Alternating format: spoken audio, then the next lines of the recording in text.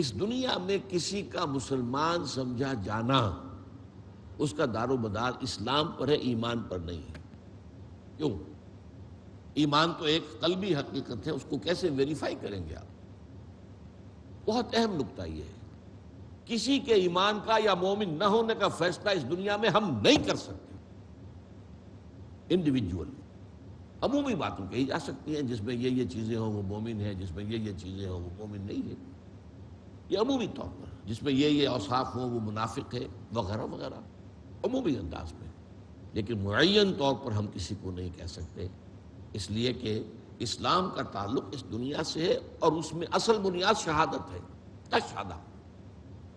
چنانچہ حضرت عبداللہ ابن عباس کی روایت میں تو ہے ہی صرف شہادت، نماز روزہ حج و زکوٰۃ کا ذکر بھی نہیں، اس لیے کہ ظاہر بات ہے ایک شخص ابھی ہندو ہے اور وہ کلمہ پڑھتا ہے، مسلمان تو ہو گیا، ابھی نماز تو وہ سیکھے گا، پڑھے گا، یا وقت آئے گا تو پڑھے گا، نماز تو نہیں پڑھی اس نے ابھی رمضان آئے گا تو روزے رکھے گا یا نہیں رکھے گا یہ پتہ چلے گا، لیکن اس وقت وہ مسلمان صرف کلمہ شہادت کی بنیاد پر۔ نحمدہ ونصلی علی رسولہ الکریم، اما بعد فاعوذ باللہ من الشیطان الرجیم، بسم اللہ الرحمن الرحیم۔ والعصر ان الانسان لفی خسر الا الذین آمنوا وعملوا الصالحات وتواصوا بالحق وتواصوا بالصبر۔ وقال تبارک وتعالی كما ورد في سورة الحجرات قالت الأعراب آمنا قل لم تؤمنوا ولكن قولوا أسلمنا ولما يدخل الإيمان في قلوبكم وإن تطيعوا الله ورسوله لا يلدكم من أعمالكم شيئا إن الله غفور رحيم۔ صدق الله العظيم۔ رب اشرح لي صدري ويسر لي أمري واحلل عقدة من لساني يفقهوا قولي۔ اللهم ربنا ألهمنا رشدنا واعصمنا من شرور أنفسنا۔ اللهم أرنا الحق حقا وارزقنا اتباعه وأرنا الباطل باطلا وارزقنا اجتنابه۔ اللهم اجعلنا من عبادك المسلمين واجعلنا من عبادك المؤمنين واجعلنا من عبادك المحسنين آمین یا رب العالمین۔ حدیث جبرائیل کے ضمن میں پچھلی مرتبہ میں آپ کے سامنے اقرار باللسان، تصدیق بالقلب اور اعمال صالحہ کے ضمن میں گفتگو کر رہا تھا کہ آیا یہ تینوں چیزیں لازم و ملزوم ہیں یا نہیں۔ میں نے دو طبقات کا ذکر کیا تھا، ایک کرامیہ جو اب معدوم ہو چکے ہیں، اب ان کا وجود نہیں ہے، اس نام سے موجود نہیں ہے، اگرچہ مسلمانوں کے عوام جہلاء کی اکثریت کے اندر آپ کو وہ بات مل جائے گی، اور وہ یہ ہے کہ صرف قول، صرف اقرار باللسان نجات کے لیے کافی ہے، تصدیق بالقلب بھی ضروری نہیں ہے، اور اعمال کا تو کوئی معاملہ ہے ہی نہیں، چاہے کوہ مالیہ جتنے گناہ بھی ساتھ ہوں، اس اقرار باللسان کے وہ کوئی نقصان نہیں پہنچا سکتے، یہ کرامیہ۔ اور میں نے آپ کو اس کے ضمن میں بتایا تھا کہ ایک حدیث جو موجود ہے اس سے بظاہر ان کے قول کو تقویت ملتی ہے، یہ حضرت انس سے مروی ہے رضی اللہ تعالی عنہ ان النبی صلی اللہ علیہ وسلم ومعاذ ردیفہ علی الرحل فقال، ایک موقع پر حضور سواری پر تھے اور حضرت معاذ جو ہیں ان کے ساتھ ان کے پیچھے بیٹھے ہوئے تھے، تو حضور نے فرمایا کچھ اور باتوں کے بعد، ما من احد یشہد ان لا الہ الا اللہ وان محمد رسول اللہ صدقا من القلب الا حرم علیہ النار۔ دوسری حدیث یہ ہے ان ابی ذر رضی اللہ تعالی عنہ، ما من احد قال لا الہ الا اللہ ثم مات علی ذلك الا دخل الجنہ۔ قلت وإن زنا وإن سرق قال وإن زنا وإن سرق۔ قلت وإن زنا وإن سرق قال وإن زنا وإن سرق۔ قلت وإن زنا وإن سرق قال ان زنا وان سرق علی رغم انف ابی ذر، یہ بخاری کی روایت ہے۔ اب اگر صرف اس ایک روایت کو لیا جائے تو پھر تو واقعتاً کرامیہ کا موقف جو ہے وہ صحیح، لیکن ظاہر بات ہے کہ ہم صرف ایک حدیث سے پورا استنباط نہیں کر سکتے، باقی احادیث بھی دیکھنی ہوں گی، سینکڑوں دیکھنی ہوں گی، جن میں ایمان کے ساتھ عمل صالح کو بھی نجات کے لیے لازم قرار دیا گیا۔ والعصر ان الانسان لفی خسر الا الذین آمنوا وعملوا الصالحات وتواصوا بالحق وتواصوا بالصبر۔ اس اعتبار سے صرف اس ایک حدیث کو لے لینا غلط ہے، اور اس میں خطرہ کیا ہے؟ اگر اس حدیث سے استدلال کیا جائے تو ایمان بالرسالت بھی ضروری نہیں، کیونکہ یہاں تو یہ ہے کہ ما من احد قال لا الہ الا اللہ، صرف توحید، رسالت کا اقرار بھی نہیں۔ پھر باقی ایمانیات کتابوں پر، رسولوں پر، انبیاء پر تو بالکل سرے سے زیر بحث نہیں آئیں گے۔ اس لیے اس حدیث کو مبنا یا مدار بنانا اپنی گفتگو کا اور نتائج کا وہ غلط ہے۔ البتہ اس کا مفہوم ایک ہے، اور وہ اس دوسری پہلی حدیث سے واضح ہو جاتا ہے، صدقا من القلب اور شہادت دونوں چیزوں کی، یشہد ان لا الہ الا اللہ وان محمد رسول اللہ، صدقا من القلب، دل کی صداقت اور گہرائی کے ساتھ اگر وہ گواہی دے کہ اللہ کے سوا کوئی معبود نہیں اور محمد اللہ کے رسول ہیں صلی اللہ علیہ وسلم، تو اس پر اللہ تعالیٰ آگ کو حرام کر دے گا۔ اب صدقا من القلب میں قیامت مضمر ہے، جب دل سے بات کرے گا تو عمل بھی تو اس کے مطابق کرے گا، اللہ کو مانے گا تو اللہ کا احکام، صدقا من القلب مانے گا تو اللہ کے احکام پر چلے گا، رسول کو اگر مانتا ہے صدقا من القلب تو رسول کی پیروی کرے گا۔ لہٰذا وہ حدیث جو ہے وہ علیحدہ ہے، اور یہ جو میں نے بتائی آپ کو حضرت ابو ذر کی، وہ ایسی ہے کہ وہ ہمارے استدلال کی بنیاد نہیں بن سکتی۔ دوسرا طبقہ اشاعرہ کا، جن کے نزدیک اقرار لازم نہیں ہے، صرف دل کی گواہی کافی ہے۔ میں نے مثال دی تھی آل فرعون کے مومن کی، یکتم ایمانہ، جو ایک خاص وقت تک اپنے ایمان کو انہوں نے چھپائے رکھا۔ وہ جب دربار میں ریزولوشن پیش کیا ہے فرعون نے کہ ذرنی اقتل موسیٰ، مجھے اب اجازت دو، permit me that I assassinate موسیٰ، تب وہ کھڑے ہوئے، انہوں نے سمجھا کہ اب یہ کرٹیکل مومنٹ ہے اور اس وقت اپنا حق کا اعلان کرنا چاہیے۔ تو میں بتا چکا ہوں آپ کو کہ قرآن مجید میں کسی بڑے سے بڑے رسول اور کسی بڑے سے بڑے نبی کی تقریر بھی اتنی مفصل نقل نہیں ہوئی ہے جتنی مومن آل فرعون کی۔ ان کا مقام یہ ہے، اور ان کی تقریر نے ایسا سما باندھا کہ فرعون بے بس ہو گیا۔ لیکن اس میں بھی ایک امکان پیش نظر رکھیے، ہو سکتا ہے کہ وہ جو صاحب مومن تھے آل فرعون میں سے، انہوں نے بالعموم تو اپنی بات کو خفیہ رکھا ہو، لیکن حضرت موسیٰ کو ان سیکریسی بتا دیا اور انہیں گواہ بنا لیا ہو، فاشہد بأننا مسلمون، آپ گواہی دیجئے کہ میں مسلمان ہوں۔ یہ ہو سکتا ہے کہ مصلحتاً اعلان عام تو نہ کیا، لیکن حضرت موسیٰ علیہ السلام کو انہوں نے بتا دیا، واللہ اعلم۔ اب اس کے بعد دو طبقے ہمارے ہاں ایسے ہیں، مرجیہ اور احناف۔ احناف سے مراد امام ابو حنیفہ رحمۃ اللہ علیہ اور ان کے پیروکار۔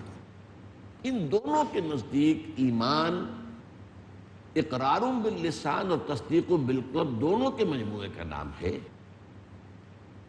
لیکن عمل کا معاملہ علیحدہ ہے۔ علیحدہ کہہ رہا ہوں، ابھی صرف نوٹ کر لیجیے، وہ ایک ڈفرنٹ کیٹیگری ہے، اس کا تعلق ایمان سے نہیں ہے۔ اب اس میں پھر مرجیہ کہتے ہیں کہ عمل کا نجات سے سرے سے تعلق ہے، گویا کہ کرامیہ کے پاس پہنچ گئے ہو، بلکہ صرف تصدیق اور جو اقرار موجود ہو۔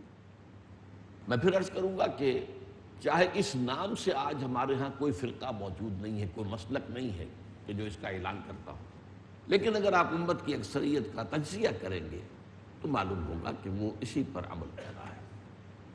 اعمال اچھے ہو جائے تو اچھی بات ہے، ورنہ اعمال پر دار و مدار نہیں ہے۔ امام ابو حنیفہ، ان کے شاگرد اور ان کا جو پورا سلسلہ ہے پوری دنیا کے اندر، جو احناف بہت بڑی تعداد میں ہیں، حنفی مسلک کے لوگ، ان کا موقف بھی یہ ہے کہ ایمان نام ہے تصدیق اور اقرار کا، بس عمل اس کا حصہ نہیں ہے۔ عمل ایک جداگانہ کیٹیگری ہے، البتہ نجات کے ساتھ اس کا ایک تعلق ہے۔ یہاں نوٹ کر لیجئے، مرجیہ سے جو فرق بنیادی واقع ہو گیا، وہ تعلق کیا ہے؟ اگر تو ایمان بھی دل میں تھا، تصدیق بھی تھی، اقرار بھی تھا دنیا میں، اور اعمال کا بھی جب وزن کیا گیا تو اس کے اندر نیکیوں کا پلڑا بھاری نکلا گناہوں سے، تو سیدھا جنت میں جائے گا۔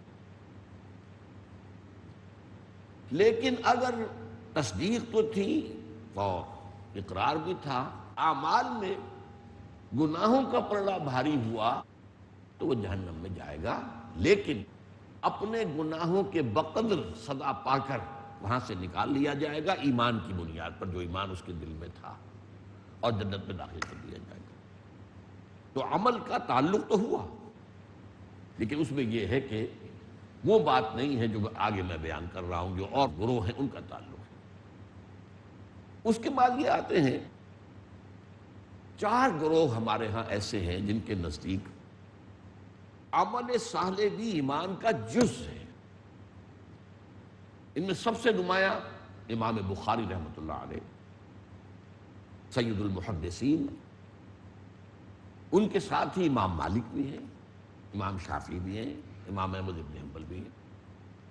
گویا کہ ائمہ 4 میں سے بھی 3 جو ہے وہ اس رائے کے قائل ہیں کہ ایمان کا جزو ہے عمل صالح۔ اس کے علاوہ اس میں معتزلہ ہیں اور شیعہ ہیں، اور آخری درجے میں خوارج ہیں۔ البتہ اب ان میں سمجھیے ان میں فرق کیا ہے۔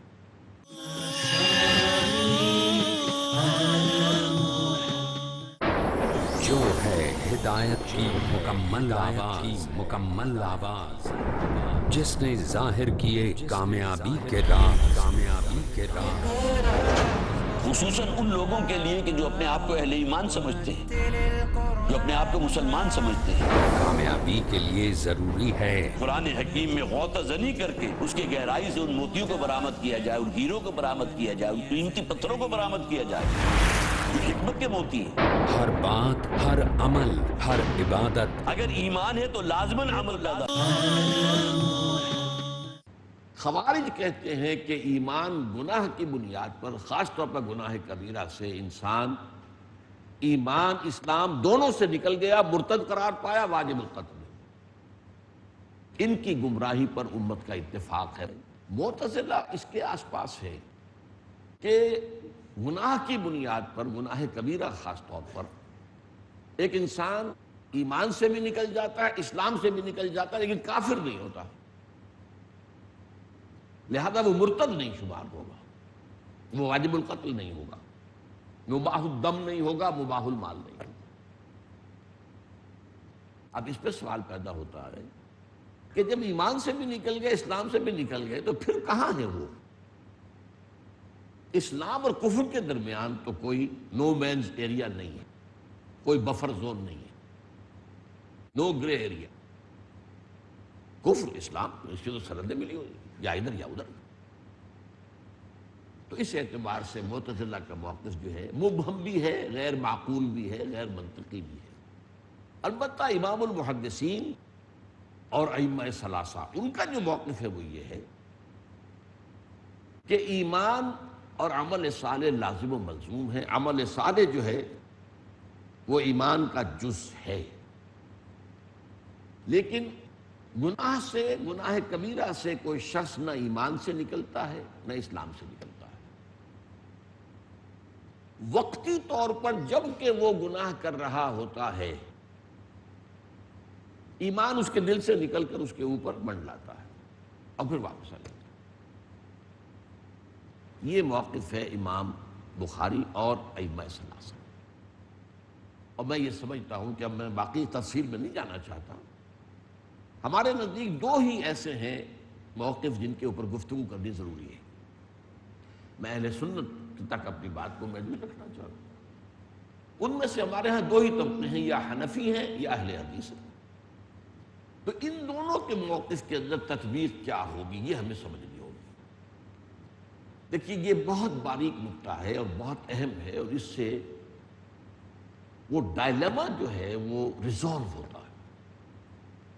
کیونکہ اگر ذرا تجزیہ کیا جائے تو امام ابو حنیفہ جب کہتے ہیں ایمان جو ہے تصدیق اور شہادت یا اقرار کا نام ہے۔ اب تجزیہ کیجئے، دنیا میں تصدیق کو تو ویریفائی کیا ہی نہیں جا سکتا، لہذا دنیا کی حد تک ایمان گویا کہ اس موقف کی وجہ سے صرف اقرار پر مبنی ہے۔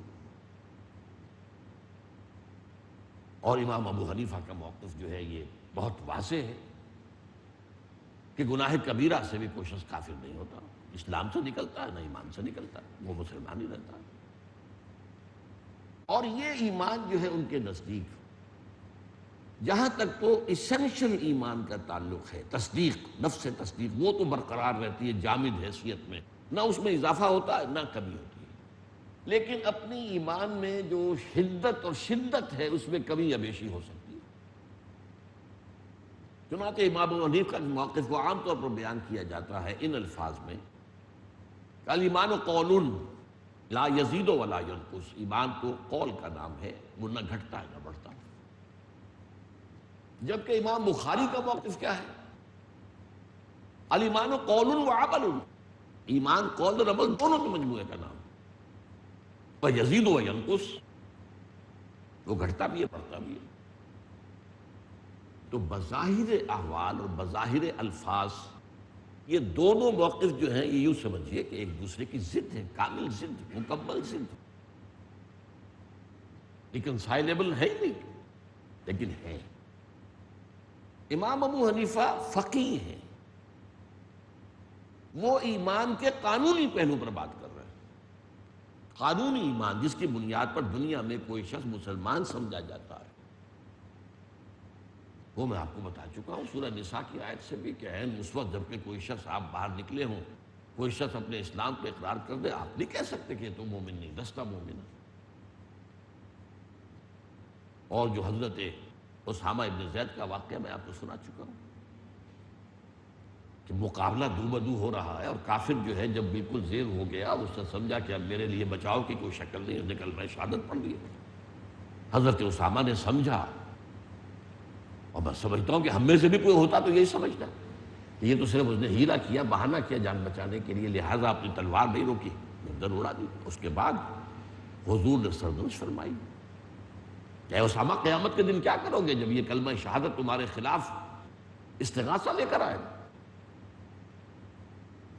اس اعتبار سے اور فقہا کے نزدیک اب اعمال میں چوٹی کے اعمال جو ہے نماز، روزہ، حج، زکوٰۃ، اسلام کے ارکان ہیں، ان پر بھی عمل نہ کرنے کی بنیاد پر کوئی کافر نہیں ہوتا۔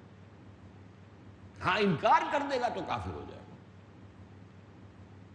نماز پڑھتا نہیں ہے، اب اس میں پھر مختلف فقہا کا یہ ہے کہ اس کے ساتھ کیا کیا جائے، کوئی تعزیر کی جائے، اسے تکلیف دی جائے، توبہ پر مجبور کیا جائے، اسے قید کیا جائے، اور یہ کہ ایک بعض لوگوں کا خیر کہ اسے مارا بھی جا سکتا ہے، اس لیے کہ ایک حدیث یہ ہے کہ الفرق بین الاسلام والکفر الصلاۃ، کفر اور اسلام کے درمیان جو تفریق ہوتی ہے، جو لائن ہے، حد فاصلے، وہ نماز ہے۔ اس کی بنا پر کچھ حضرات کی رائے یہ ہے کہ قتل بھی کیا جا سکتا، لیکن وہ بھی تعصیراً مرتد سمجھ کے نہیں، جیسے شادی شدہ زانی کو قتل کیا جائے گا رجم کے ذریعے سے، لیکن اسے مرتد تو نہیں مانا۔ چور کا ہاتھ کاٹا جائے گا تعزیر کے اعتبار سے، سزا کے طور پر۔ تو اس اعتبار سے امام ابو حنیفہ کے نزدیک اور فقہ حنفی، فقہائے احناف کے نزدیک جو ہے معاملہ کیا ہوتا ہے کہ الایمان قول، یہ تجزیے کی بات کر رہا ہوں، ورنہ ان کا قول یہ ہے کہ تصدیق و قول، لیکن تصدیق کی دنیا میں ویریفیکیشن ممکن ہی نہیں ہے، تو لہذا قانونی سطح پر تو ظاہر بات ہے کہ صرف قول رہ گیا، عمل کی بنیاد پر تکفیر نہیں ہوگی۔ بعض اعمال ایسے ہیں جیسے کہ کوئی شرک جلی کر رہا، کسی بت کو سجدہ کر رہا ہے، وہ تو تکفیر ہو جائے گی، لیکن عام طور پر اعمال کی بنیاد پر تکفیر نہیں ہوگی۔ گناہ کبیرہ کا مرتکب بھی کافر نہیں ہے، وہ مسلمان ہی رہتا ہے۔ اور یہ اسلام جو ہے یہ ایک جامد حالت میں ہے، نہ گھٹتا ہے نہ بڑھتا ہے۔ اس کا مطلب کیا ہے کہ اس اسلام کی بنیاد پر یا قانونی ایمان کی بنیاد پر جو دنیا میں ایک شخص کو سٹیٹس حاصل ہوتا ہے، ہی از اے مسلم، یہ لیگل سٹیٹس ہے، کانسٹیٹیوشنل سٹیٹس ہے، اس میں نہ اضافہ ہوگا نہ کمی ہوگی۔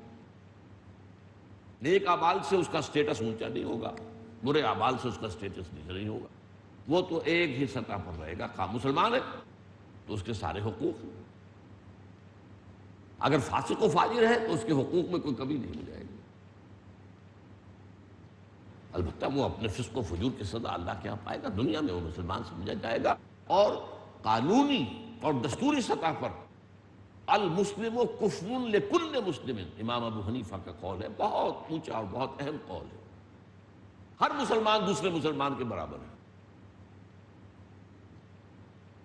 جس کی ایک مثال سادہ ترین جو میں دیا کرتا ہوں، الحمدللہ کہ اس ایشو پر اللہ تعالیٰ نے آج سے 30-35 سال پہلے مجھے انشراح صدر عطا کر دیا تھا. اس پر میں نے مفصل گفتگویں تقریریں کی ہیں، اور پھر میری کتاب جو ہے میں نے ذکر کیا حقیقت ایمان پر، اس پر گفتگو تفصیل سے ہو چکی ہے.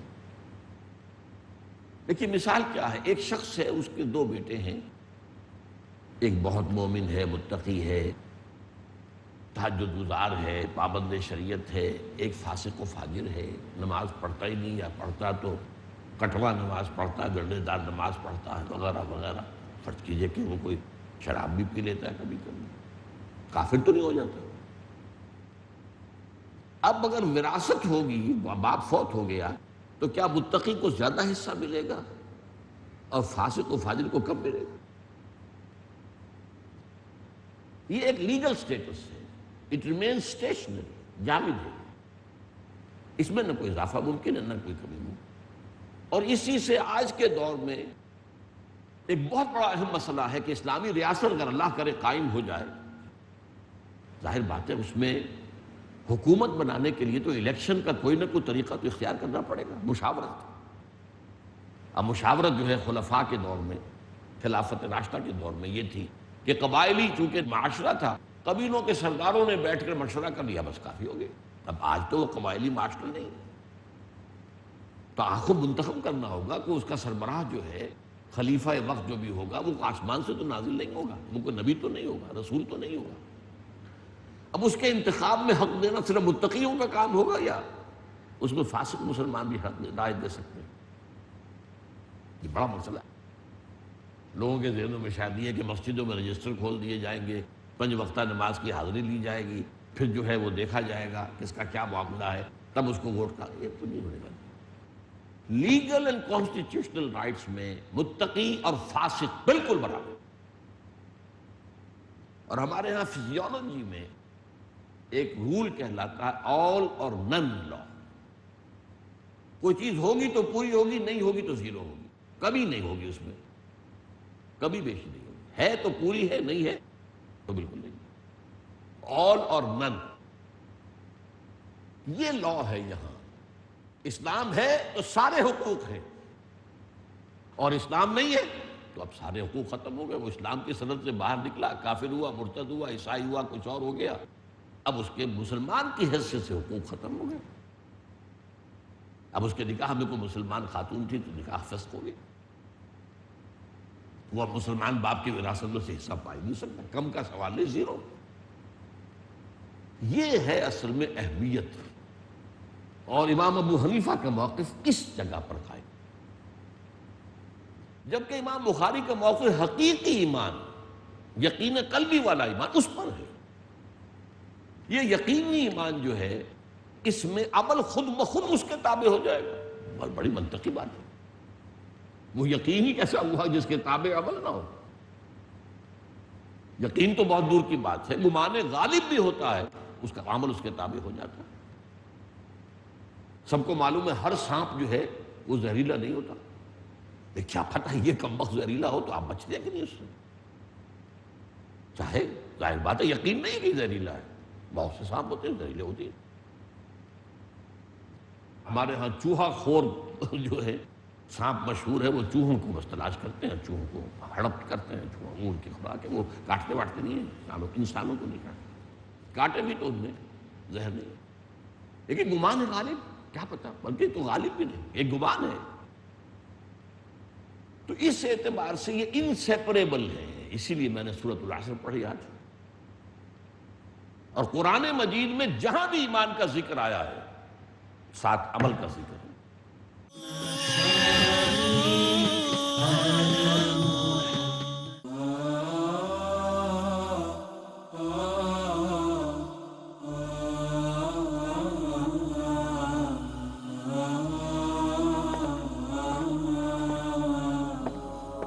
उम्मत मुस्लिमा की माशी बदहाली को खुशहाली में बदलने के लिए इस्लामिक रिसर्च फाउंडेशन ने बैतुल माल यूनाइटेड इस्लामिक एड का आगाज किया है, जिससे हम जरूरतमंद मुसलमानों की मदद कर सकते हैं।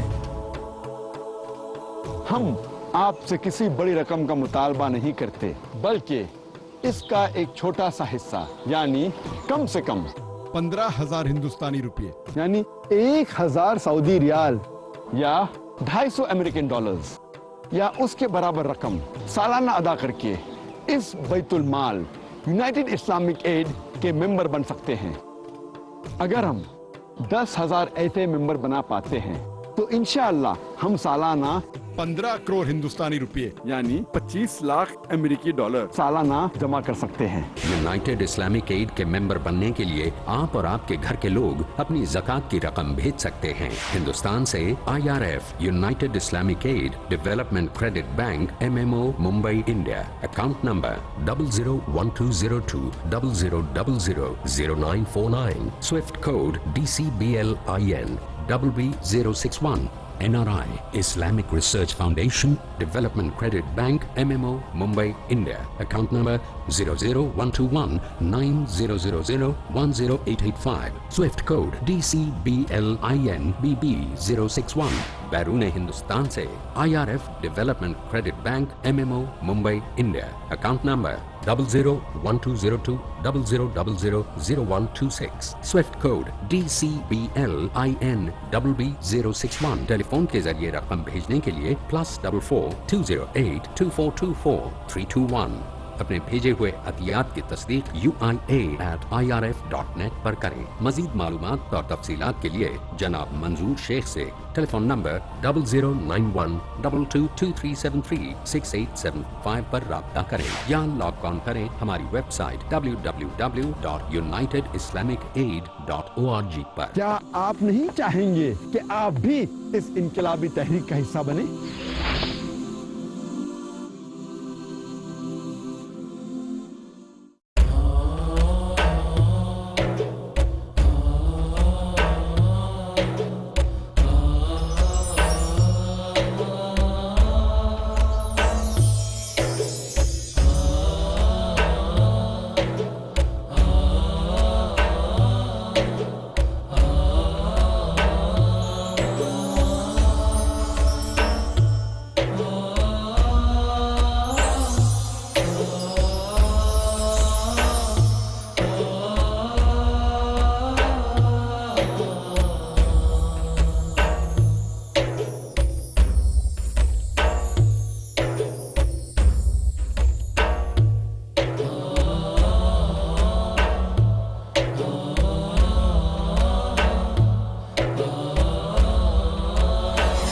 TV उर्दू, अमन का पैगाम इंसानियत के नाम।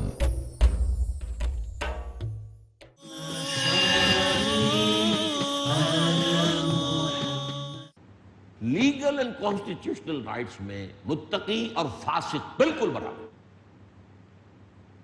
और हमारे यहां फिजियोलॉजी में एक रूल कहलाता है ऑल और नन लॉ। कोई चीज होगी तो पूरी होगी, नहीं होगी तो जीरो होगी, कभी नहीं होगी, उसमें कभी बेशी नहीं होगी। है तो पूरी है, नहीं है तो बिल्कुल नहीं। ऑल और नन, ये लॉ है यहां।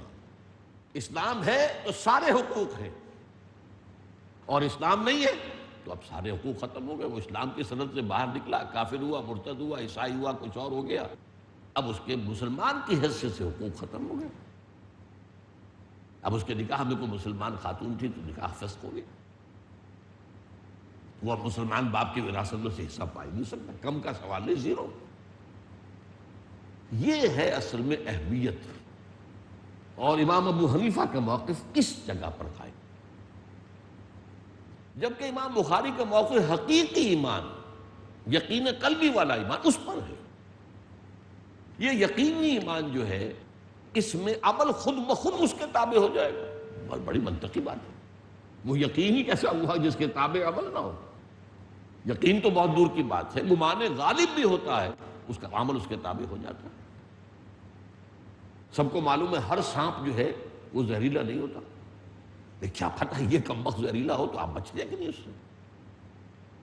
چاہے ظاہر بات ہے یقین نہیں کہ زہریلا ہے، بہت سے سانپ ہوتے ہیں زہریلے ہوتے ہیں. ہمارے ہاں چوہا خور جو ہے سانپ مشہور ہے، وہ چوہوں کو بس تلاش کرتے ہیں، چوہوں کو ہڑپ کرتے ہیں، چوہوں ان کی خوراک ہے، وہ کاٹتے واٹتے نہیں ہیں، انسانوں کو نہیں کاٹتے، کاٹے بھی تو ان میں زہر نہیں ہے.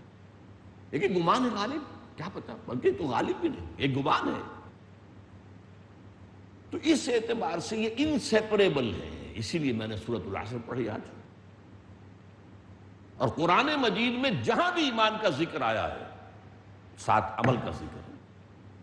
والتین والزیتون وطور سینین وہذا البلد الامین لقد خلقنا الانسان فی احسن تقویم ثم رددناہ اسفل سافلین الا الذین آمنوا وعملوا الصالحات فلہم اجر غیر ممنون والعصر ان الانسان لفی خسر الا الذین آمنوا وعملوا الصالحات وتواصوا بالحق وتواصوا بالصبر. اس اعتبار سے وہ جو یقین والا ایمان ہے اس کا جزو لا ینفک ہے عمل صالح. یہ ہے موقف امام بخاری کا 100% درست ہے. اچھا یہ یقین والا ایمان جو ہے یہ اسٹیشنری نہیں ہوتا، یہ گھٹتا بھی ہے بڑھتا بھی ہے، اور اعمال کی بنا پر اس کی نفی بھی ہوتی ہے. بے شمار احادیث ہیں. لا یزنی زانی حین یزنی وہو مومن. کوئی زانی حالت ایمان میں زنا نہیں کرتا، جب زنا کر رہا ہے وہ مومن نہیں ہے. لا یسرق السارق حین یسرق وہو مومن. کوئی چور حالت ایمان میں چوری نہیں کر سکتا ہے، پھر وہ ایمان ہی کیا، وہ دھیلے کا نہ ہوا. کیا قدر و قیمت اس ایمان کی. آم کا وہ درخت جو آم اس میں لگتا ہی نہ ہو، کیا کریں گے اس سے؟ اسے کاٹو اور لکڑی جلاؤ اس کی. تو وہ ایمان جو ہے دھیلے کا نہیں ہے جس میں عمل صالح کے برگ و بار نہ لگے، پھول نہ لگے، پھل نہ لگے. ولا یشرب الخمر حین یشرب وہو مؤمن. اب کوئی شخص حالت ایمان میں شراب نہیں پیتا.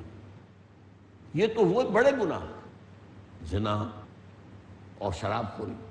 اب آپ دیکھیے ایک معمولی سی کج خلقی، اس پر کتنی نفی کی ہے ایمان کی حضور نے صلی اللہ علیہ وسلم. واللہ لا یؤمن واللہ لا یؤمن واللہ لا یؤمن. 3 مرتبہ قسم کھا کر کہہ رہے ہیں خدا کی قسم وہ شخص مومن نہیں، خدا کی قسم وہ شخص مومن نہیں، خدا کی قسم وہ شخص مومن نہیں. اب آپ اندازہ نہیں کر سکتے، صحابہ کانپ گئے ہوں گے. کون ہے وہ بدبخت انسان جس کے بارے میں یہ بات کہی جا رہی ہے؟ قیل من یا رسول اللہ. پوچھا گیا حضور کون؟ Now prepare for the shock. نہ زنا ہے، نہ یہاں پر چوری ہے، نہ شراب نوشی ہے، بلکہ کیا ہے؟ الذی لا یامن جارہ بوائقہ. وہ شخص کہ جس کی ایذا رسانی سے اس کا پڑوسی چین میں نہیں. بد اخلاق شخص ہے، پڑوسی اس سے تنگ ہے، بیزار، ڈرتے بھی، گنڈا ہے، اس سے انسان ڈرتا ہے، بچ کر رہتا. وہ شخص مومن نہیں ہے، ہرگز مومن نہیں ہے، ہرگز مومن نہیں ہے. اب ہمارے فقہا جب اس کا ترجمہ کریں گے اس حدیث کا تو لفظ ایڈ کر دیں گے خدا کی قسم اس شخص کا ایمان کامل نہیں ہے، خدا کی قسم اس شخص کا ایمان کامل نہیں ہے. کیونکہ ایمان کی نفی جو ہے امام ابو حنیفہ کے موقف کی نفی ہو جاتی ہے. لیکن آپ سوچئے اس حدیث میں جو زور ہے اس کا تو دھیلا ہو گیا جب آپ نے کہا کہ ایمان کامل کی نفی ہے. یہ تو بھائی ایمان کامل تو کسی کو نصیب ہوتا ہے، کس کس کو نصیب ہوتا ہے. لہٰذا وہ جو آدمی کانپ جاتا ہے اس حدیث کو سن کر، لرز اٹھتا ہے، جو اس کا اصل مقصد ہے وہ تو ختم ہو جائے گا. لہذا اسے اس کی حالت پر برقرار رکھو. مومن نہیں ہے لیکن یہ نہیں ہے کہ وہ کافر ہو گیا، وہ مرتد ہو گیا، واجب القتل ہو گیا. یہ اصل میں معاملہ جو ہے یہ تو خوارج کا ہے، ہمارا تو نہیں ہے. یا معتزلہ کا ہے کہ وہ ایمان اسلام دونوں سے نکل گیا. یہ ایمان جیسا میں نے آپ کو بتایا اس کی نفی ہو جاتی ہے اعمال کی بنیاد پر، اور اس کے اندر کمی بیشی ہوتی رہتی ہے. اب میں آپ کو 2 آیتیں سنا رہا ہوں، 3 آیتیں. سورہ احزاب کا نقشہ میں آپ کے سامنے کھینچ دوں. بہت بڑا کریٹیکل مومنٹ تھا. 12,000 کا لشکر مدینہ کو گھیرے پڑا تھا 3 طرف سے. چوتھی طرف حرات تھے، وہ اگر جو آپ وہاں گئے ہیں دیکھا ہوگا، وہ سیاہ چٹانیں جو ہوتی ہیں پھسلواں، ان پر نہ گھوڑا چل سکتا تھا نہ اونٹ. تو ادھر سے تو گویا کہ حفاظت تھی، لیکن 3 طرف جو تھے ان میں لشکر پڑا ہوا. اور کئی کئی دن کا فاقہ کھانے کو کچھ نہیں. تو یوں سمجھیے کہ ایمان کی آخری درجے میں مسلمانوں کی آزمائش ہو گئی. نتیجہ کیا نکلا؟ منافقین کا نفاق ان کی زبانوں پر آ گیا، دلوں سے نکل کر زبانوں پر. کیا کہا انہوں نے؟ قرآن میں آیا ہے سورہ احزاب میں، ما وعدنا اللہ ورسولہ الا غرورا، ہمیں تو اللہ اور اس کے رسول نے جھوٹے سبز باغ دکھا کر جھوٹے وعدے کر کے مروا دیا. اللہ کے رسول نے تو کہا تھا کہ کیسر و کسریٰ کے خزانے تمہارے قدموں میں ہوں گے. اے سراقہ، میں کسریٰ کے کنگن تمہارے ہاتھ میں دیکھ رہا ہوں. اور یہ کیا ہو رہا ہے؟